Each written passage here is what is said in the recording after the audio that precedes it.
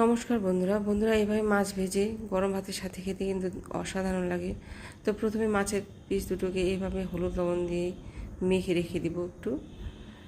আর এদিকে পেস্ট করে নেব কাঁচা পাকা লঙ্কা, রসুন, একটা টমেটো, ধনেপাতা আর 1 চামচের মতো দই পেস্ট করে নিয়েছি। এবার উনুনে ফ্রাই প্যান বসিয়ে দিয়ে পরিমাণ মতো তেল দিয়ে মাছের পিস দুটোকে ভেজে নেব কড়া করে। মাছের পিস দুটো ভালোভাবে ভাজা হয়ে গেলেই পেস্টটা নিয়ে নেব, মশলার পেস্টটা। এবার মশলার পেস্টটার সাথে মিশিয়ে নেব 1 চামচের মতো বেসন, হলুদ, পরিমাণ মতো লবণ, জিরা গুঁড়ো আর লঙ্কা গুঁড়ো।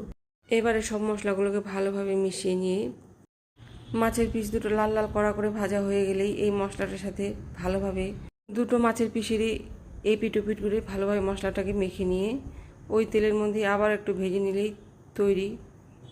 বন্ধুরা এইভাবে একবার বানিয়ে খেয়ে দেখবেন, বারবারই খেতে চাইবেন।